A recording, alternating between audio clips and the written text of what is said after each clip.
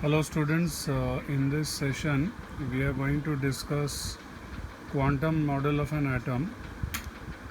You have learned of Bohr's model up to class 10. Now we will learn quantum model. First of all, the light that enables us to see objects is a type of radiation. All radiations have energy which is inversely proportional to wavelength. Now suppose you want to see an electron inside an atom. You know electron is very small. You cannot see it with normal instruments. So you need special devices like electron microscope. Now electron microscope emits light of very low wavelength, and if the wavelength is low the energy is high. So this light will allow you to see the electron. Unfortunately, because the energy is high, it may energize the electron, and therefore suppose this electron is in a certain shell. Actually, when you did Bohr's model, there was a very important thing, that the energy of an electron ultimately depends on the shell.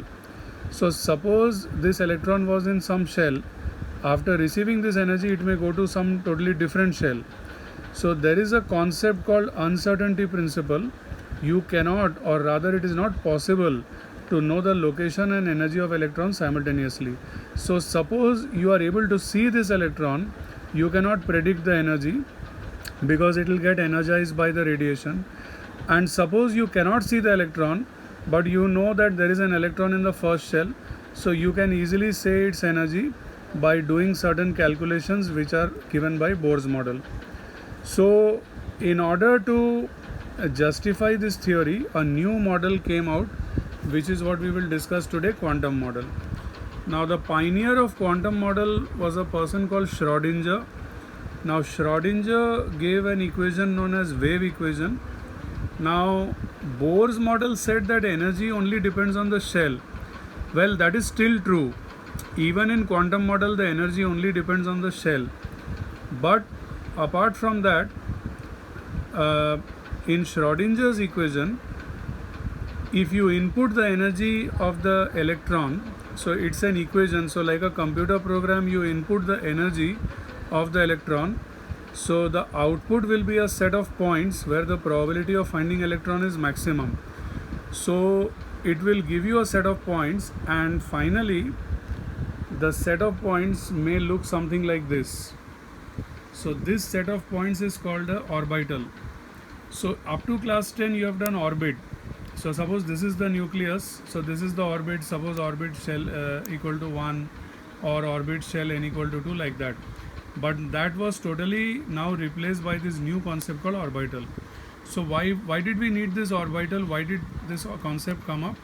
Again, because we cannot accurately say that if the electron is in shell n equal to 1, then what will be the energy, and if we can say that it's energy, then we cannot accurately say the orbit. So simultaneously you cannot know the location and energy. So you can at best find the place where the probability of finding electron is maximum, but that collection of dots in 3D space is not like an orbit at all. It's just a collection of dots, and it is called an orbital. Now it is not possible for us to show orbital like this all the time.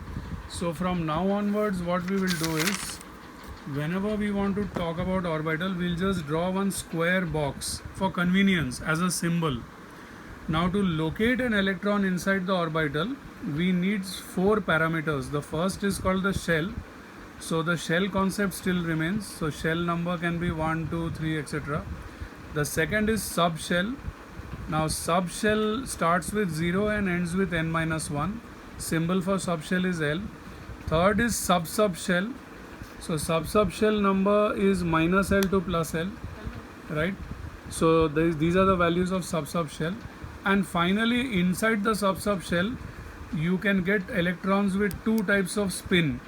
You all know that electron spins on its axis, but the spin is not a clockwise or anti-clockwise spin. It is a 3-dimensional spin, and therefore we associate 2 values with 2 types of spin. One is half and one is minus half.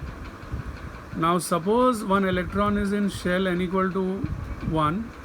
So you know that subshell is from 0 to n minus 1. So if shell number is 1, subshell number will be 0. If subshell number is 0, then subshell number is minus L to L, so that will also be 0. Inside the subshell you will get 2 electrons, one with half, one with minus half. So that means in shell number 1, total you are getting 2 electrons. Let's go to shell number 2. So subshell can be 0 or 1 because subshell is 0 to n minus 1, so either 0 or 1. If subshell is 0, subshell has to also be 0. But if subshell is 1, then subshell can be anything from minus L to L. So it will be minus 1 or 0 or 1. Now if subshell is 0 and subshell is also 0, for this you can get 2 electrons, half and minus half. And for each of these 3 subshells, you will get 2 electrons, half minus half, half minus half, half minus half. So if you see total, you are getting 8 electrons.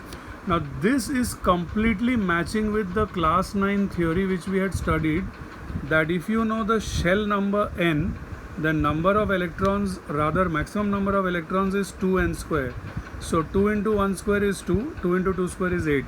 So this theory is fully matching with the shell concept of class 9, and that shows that whether you are doing quantum model or Bohr's model, the shell concept remains the same.